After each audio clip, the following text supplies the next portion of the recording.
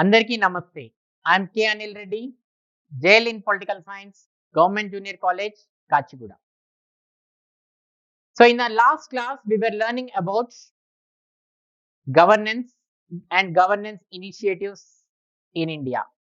Okay, and we also talked about the meaning and definitions of governance, and we also covered the stakeholders. In today's class, we are going to talk about smart governance. Okay, so smart governance has been adopted by various states in the country. In our country, various states have adopted smart governance as part of their administration. So, India got independence many years ago. We have been excelling in various fields, but still there are many flaws that are taking place in our administrative system. Okay, there are many. Okay, uh, there are many demerits that are taking place in our administrative system. So to overcome those flaws, okay, in a positive aspect to run the administration, we have adopted this concept called smart governance. Okay, so what are the flaws? We are observing corruption, misuse of power, okay, misuse of the uh, um, misuse of various finances, okay, delay in administration, delay in decision making. So these are the flaws which are taking place in the administration. So to overcome this, we have adopted something called smart governance. So for each and every alphabet, SMART, okay, we have certain meaning. S stands for simple. So that means administration should be simple, where everyone can be able to understand it. Okay, and M stands for moral. Moral means depending on the values, the administration should be dependent upon the values. That means administration should take place basing on certain moral values. Okay, A means accountable.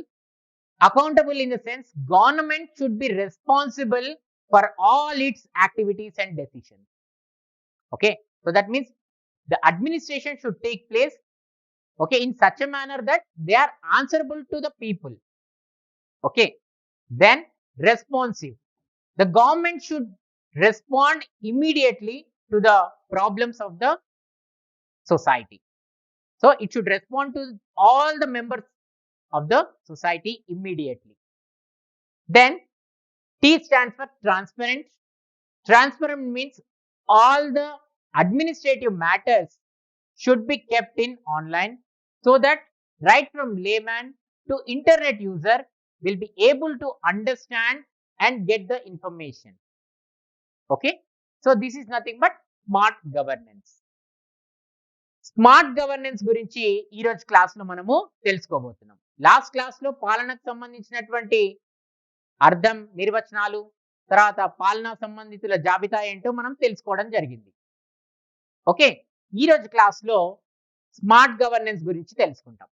Smart governance అనేది మన భారతదేశంలో చెడు పాలనను అంతమందించి మంచి పరిపాలనను ఏర్పాటు చేసేటువంటి దిశగా చాలా రాష్ట్రాలు దీన్ని ఒక ఆదర్శంగా తీసుకొని పరిపాలనలో స్మార్ట్ గవర్నెన్స్ ని ఏర్పాటు చేసుకోవడం అనేది జరిగింది.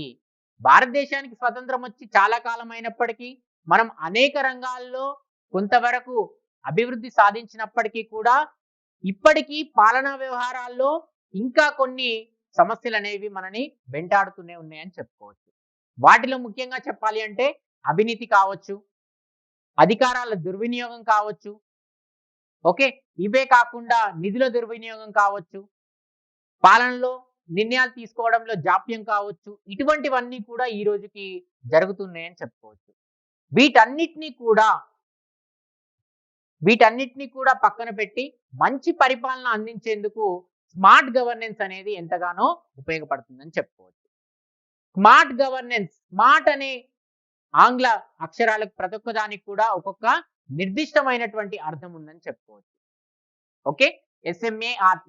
ఎస్ అంటే సింపుల్, సులభతరమైనటువంటి పాలన లేదా సరళతరమైనటువంటి పాలనగా మనము చెప్పుకోవచ్చు. అంటే పాలన అనేది ప్రతి ఒక్కరికి కూడా అర్థమయ్యేటువంటి విధంగా ఉండాలి. ఓకే. రెండోది ఎం అంటే మోరల్, నైతిక పరమైనటువంటి పాలన. పాలన అనేది కొన్ని నైతిక విలువల ఆధారంగా జరగాలి. ఏ అంటే అకౌంటబుల్, అంటే జవాబుదారీ పాలన. అంటే ప్రభుత్వం ఏవైతే చర్యలు తీసుకుంటుందో వాటికి ఖచ్చితంగా అది సమాధానం చెప్పుకునేటువంటి విధంగా జవాబుదారీతనంగా ఉండాలి. పాలన అనేది జవాబుదారీతనంగా నిర్మితమై ఉండాలి. ఆర్ అంటే రెస్పాన్సివ్, అంటే ప్రజల యొక్క సమస్యల పైన స్పందించేటువంటి పాలనగా ఉండాలి. తర్వాత టీ అంటే ట్రాన్స్పరెంట్, అంటే పారదర్శకమైనటువంటి పాలన. అంటే అందరికీ కూడా సమాచారం అనేది ప్రభుత్వం ఏవైతే చర్యలు తీసుకుంటుందో ఆ సమాచారం అనేది అందరికీ అందుబాటులో ఉండాలి. ఓకే, ఇది smart governance. So let's try and know the various components of smart governance. Okay, what will be there in the smart governance? Firstly, smart governance helps us to improve the performance of the administration. Okay, with the adoption of the smart governance, the performance of the administration can be improved. Secondly, it also enhances the accountability and transparency. Thirdly, okay, to do away with petty politics. That means it avoids cheap kind of politics that takes place in the administration. Fourthly, proper implementation of the public policies.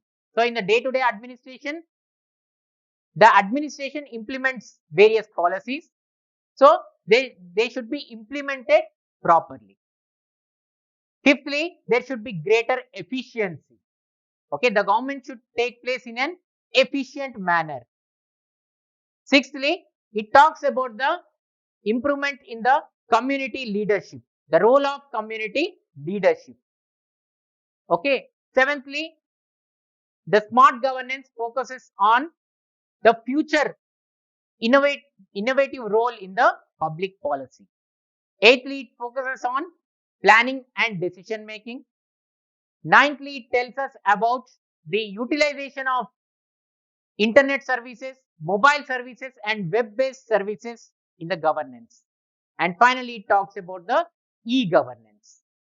Okay, so manaki smart governance లో కొన్ని అంతర్గత అంశాలు కూడా ఉన్నాయి. ఆ అంతర్గత అంశాల ద్వారా మనము స్మార్ట్ గవర్నెన్స్ అంటే పాలనలో అనేకమైనటువంటి మార్పులు తీసుకురావడానికి అవకాశం అనేది ఉంటుంది. మొట్టమొదటిగా ఏంటి అంటే పాలనలో అనేకమైనటువంటి మార్పులు తీసుకొచ్చి పాలన మరింత సమర్థవంతంగా జరిగే విధంగా చర్యలు తీసుకోవచ్చు. అంటే ఎక్కడైతే స్మార్ట్ గవర్నెన్స్ అనేది మనం ఏర్పాటు చేసుకుంటామో అక్కడ పాలన అనేది మరింత సులభంగా మరింత సమర్థవంతంగా ఏర్పాటు చేసుకునేటువంటి అవకాశం ఉంటుంది. రెండవది పారదర్శకత మరియు జవాబుదారీతనం అనేది పెరుగుతుంది. మూడోది వచ్చేసేసి సంకుచిత రాజకీయాలకి పాలన నుండి దూరం చేస్తుందని చెప్పుకోవచ్చు. ఓకే, అంటే రాజకీయాలకు పాలనకు స్పష్టమైనటువంటి విభజన అనేది కూడా ఏర్పడుతుంది.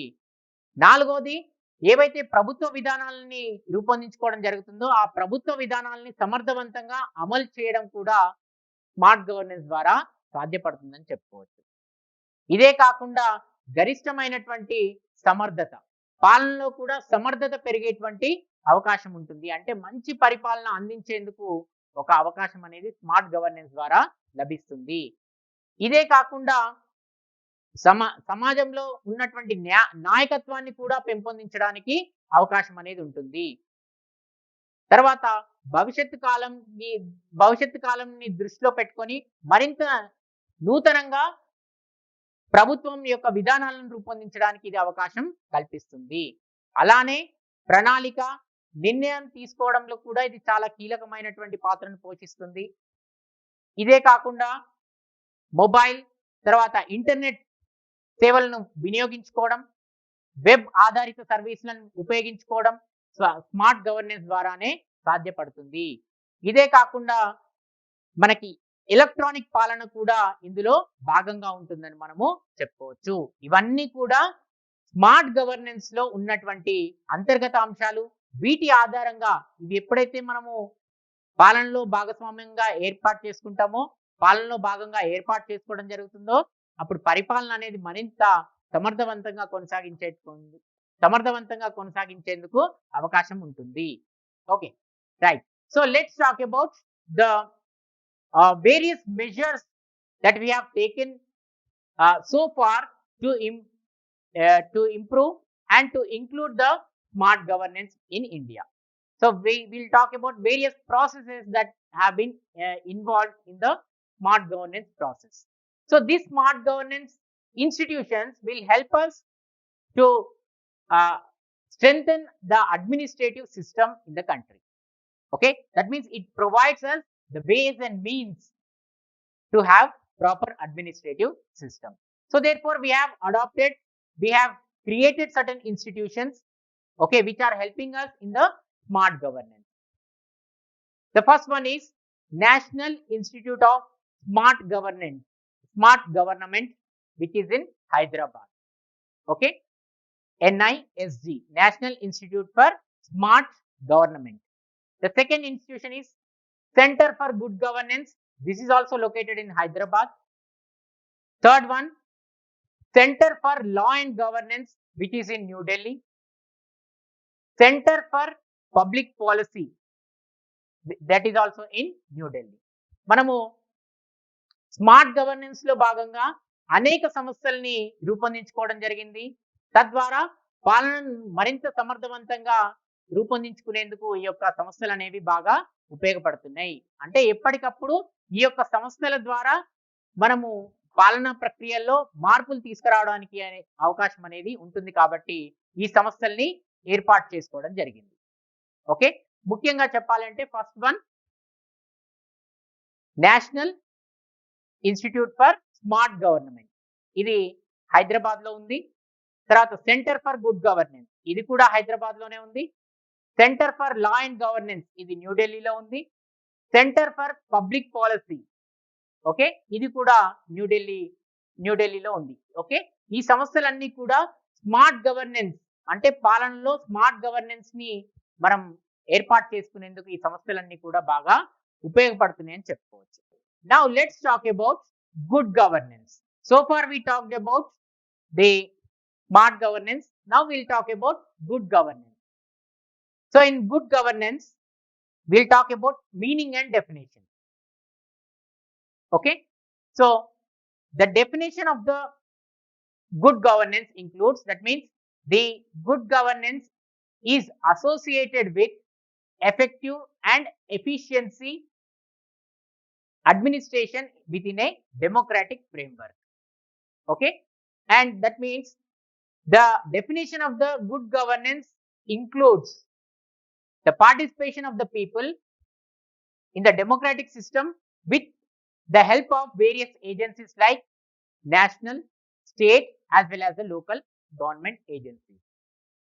Okay, so good governance provides an opportunity to all the people to participate in the democratic process with the help of various government agencies. Okay, and it also tells us about the efficiency and effectiveness that needs to be included in the administration. That means it is the good governance talks about the efficiency and effectiveness of the administration within the democratic framework. Okay, good governance ki సుపరిపాలన గురించి ఇప్పుడు మనం తెలుసుకుందాం. సుపరిపాలనకు సంబంధించి అర్థం, నిర్వచనాల గురించి మనం తెలుసుకోవాలి. సుపరిపాలన అంటే పాలనలో భాగంగా ఒక కార్యసాధకంగా అలానే సమర్థవంతంగా పరిపాలనకు ఉపయోగపడేటువంటి ప్రజాస్వామ్యంలో పరిపాలనకు ఉపయోగపడేటువంటి అంశమే సుపరిపాలనగా చెప్పుకోవచ్చు. అంటే దీంట్లో ప్రజలే ప్రత్యక్షంగా పాల్గొనేందుకు, ప్రజాస్వామ్య వ్యవస్థలో పాల్గొనేందుకు ఈ యొక్క సుపరిపాలన అనేది ప్రజలకు సహాయపడుతుందని చెప్పుకోవచ్చు. ప్రజలు ఎలా పాల్గొంటారు అంటే జాతీయ స్థాయి, రాష్ట్ర స్థాయి, తర్వాత స్థానికంగా ఉన్నటువంటి ప్రభుత్వ ఏజెన్సీల ద్వారా, ప్రభుత్వ యంత్రాంగం ద్వారా ప్రజలు కూడా ప్రజాస్వామ్య వ్యవస్థలో పాల్గొనేందుకు ఈ యొక్క గుడ్ గవర్నెన్స్ సుపరిపాలన అనేది ఒక అవకాశాన్ని కల్పిస్తుంది. అందుకనే గుడ్ గవర్నెన్స్ సుపరిపాలన అనేది ఒక ముఖ్యమైనటువంటి భావనగా చెప్పుకోవచ్చు. అది ప్రజాస్వామ్యయుతంగా, ఒక పారదర్శకంగా, ఒక జవాబుదారితనంగా, ఒక ప్రజాస్వామ్య వ్యవస్థలో మనకి పాలన అందించే విధంగా ఉంటుందని మనము చెప్పుకోవచ్చు. Okay, so good governance includes, it encompasses the democracy, accountability, transparency. Okay, all these will be included, or they are the part of the good governance. So now let's talk about the various characteristics of good governance. Okay, UNO and its agencies have emphasized on various characteristics of good governance. Okay, so they are, first one, participation. So participation of the people. Who has to participate? It's the people who have to take part. If the people have to take part, they should be well informed about the public policies. That means people are well informed about the public policies. Okay, how public policy is formulated? With the articulation of the interests of the people. So according to the interests of the people, the public policies will be formulated. That's why the people are well informed about the public policies. Who will make these public policies? Public policies will be made by various institutions or representatives of the legislature. With the help of them, the public will express their opinions, and their opinions will become the policies of the government. Here, they also maintain the gender equality. Both men and women will be given equal opportunity. Okay, this is about participation. That means people will be well informed about the policies, and their interests will be articulated with the help of various institutions or the representatives of the legislators. Okay, secondly, rule of law. Rule of law is also one of the important part of the good governance.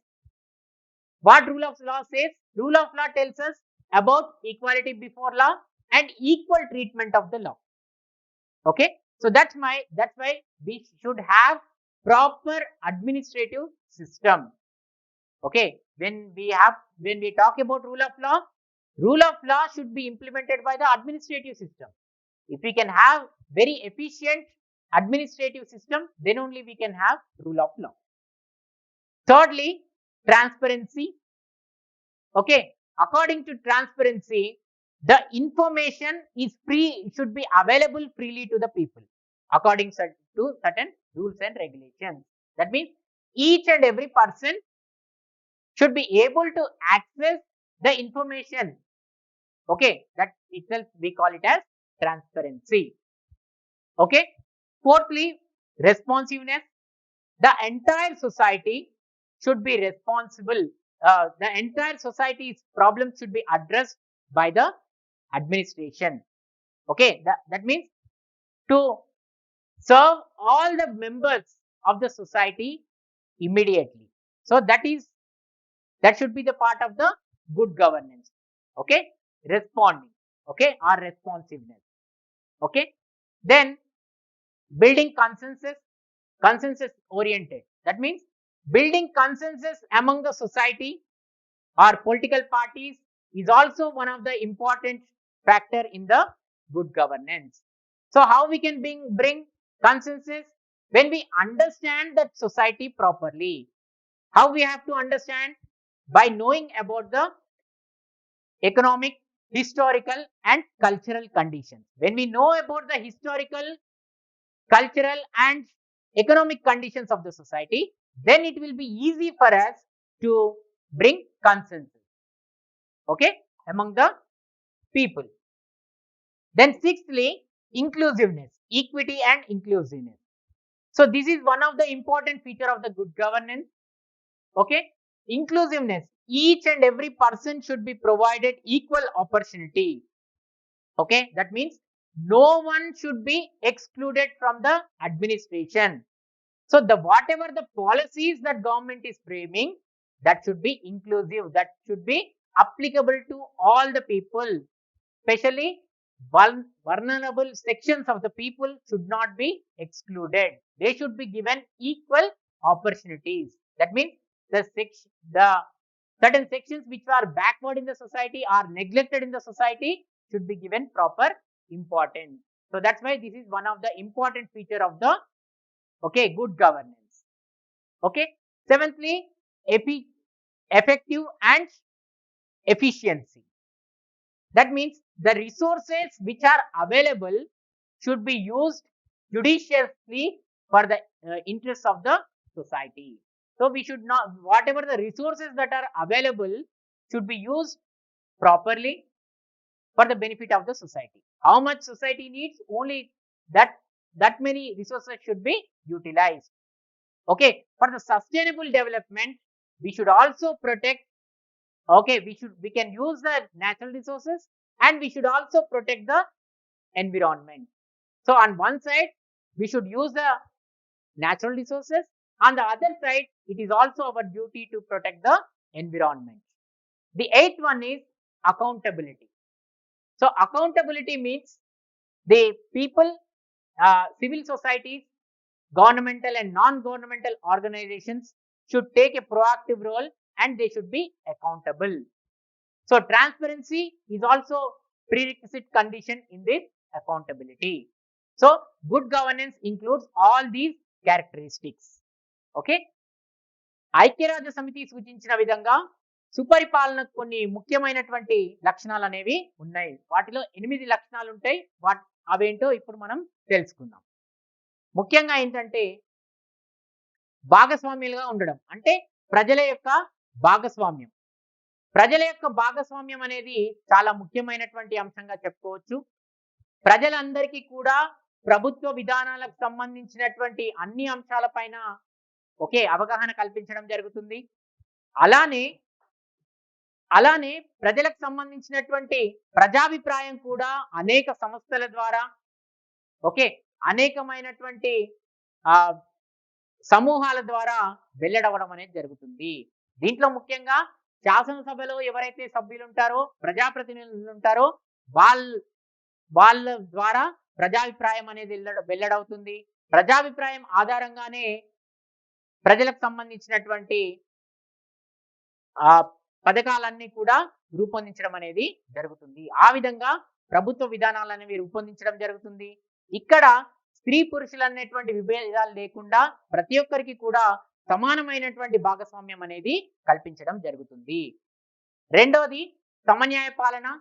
సమన్యాయ పాలన ఆధారంగా అంటే చట్టం ముందు అందరూ సమానులే అనేటువంటి అంశాన్ని ఇది సూచిస్తుంది.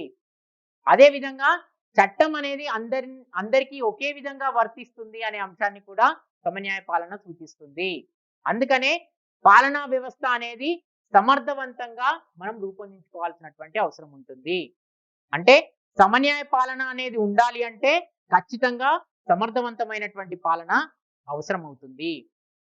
మూడవది పారదర్శకత. అంటే ఏదైతే సమాచారం ఏదైతే ఉంటుందో అది అందరికీ అందుబాటులో ఉండాలి. అది అందరికీ అందుబాటులో ఉన్నప్పుడు మాత్రమే పారదర్శకత అనేది ఉన్నట్టుగా మనము చెప్పుకోవచ్చు. నియమ నిబంధనలకు లోబడి సమాచారం అనేది ప్రజలకి అందుబాటులో ఉంచాల్సినటువంటి బాధ్యత ప్రభుత్వాలు తీసుకోవాలి. ఓకే. నాలుగవది స్పందన. అంటే దీని ప్రకారం ప్రతి ఒక్కరు సమాజంలో ఉంటున్నటువంటి ప్రతి ఒక్కరి సమస్యలకు కూడా ప్రభుత్వం వెంటనే స్పందించి వాటిని పరిష్కరించాల్సినటువంటి అవసరం ఎంతైనా ఉంటుంది. అంటే సమాజంలో ఉన్నటువంటి వివిధ వర్గాలకు సంబంధించినటువంటి సమస్యలు ఏవైతే ఉంటాయో వాటిని ఎప్పటికప్పుడు తొందరగా పరిష్కరించే విధంగా ప్రభుత్వం అనేది స్పందించాలి. ఓకే. ఇదే కాకుండా ఐదోది వచ్చేసేసి సమత మరియు సమీకృత వ్యవస్థ. ఓకే. సమీకృత స్వభావం అంటే సమాజంలో ఉన్నటువంటి వివిధ వర్గాల మధ్య, రాజకీయ పార్టీల మధ్య సరైనటువంటి అవగాహన అనేది పెంపొందించాలి. వారి మధ్య సమీక సమీకృతమైనటువంటి ఓకే సమీకృతమైనటువంటి అవగాహన కల్పించాలి. అంటే ఎవరైతే సమాజంలో వెనుకబడిపోయి ఉన్నారో అటువంటి వాళ్ళ యొక్క ప్రయోజనాలను కాపాడే విధంగా ప్రభుత్వం యొక్క విధానాలు అనేవి రూపొందించాలి. అంటే ఏ ఒక్క వర్గం కూడా ఇందులో వాళ్ళని పక్కన పెట్టడానికి వీల్లేదు. అన్ని వర్గాలకు కూడా సమానమైనటువంటి అవకాశాలు అనేవి కల్పించాలి.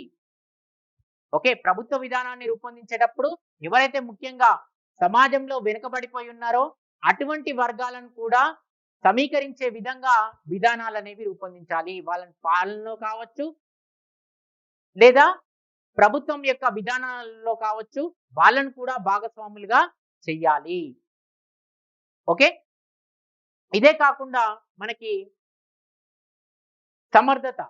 సమర్థత అనేది కూడా సమర్థత కార్యసాధకత అనేది కూడా చాలా ముఖ్యమైనటువంటి అంశాలుగా చెప్పుకోవచ్చు. అంటే ఏవైతే వనరులు మనకు లభిస్తున్నాయో ఆ వనరులు అనేవి న్యాయబద్ధంగా సమాజం యొక్క ప్రయోజనాల మేరకు మాత్రమే ఉపయోగించుకోవాలనేది సుపరిపాలన అనేది సూచిస్తుంది. అంటే ఏవైతే వనరులు మనకు లభిస్తున్నాయో వాటికి సమాజం యొక్క ప్రయోజనాలకు మాత్రమే ఉపయోగించాలి. ముఖ్యంగా చెప్పాలంటే సుస్థిరమైనటువంటి అభివృద్ధిని సాధించాలి అంటే సహజ వనరులను ఉపయోగించుకోవాలి. అలానే పర్యావరణ పరిరక్షణ కూడా చేపట్టాలి.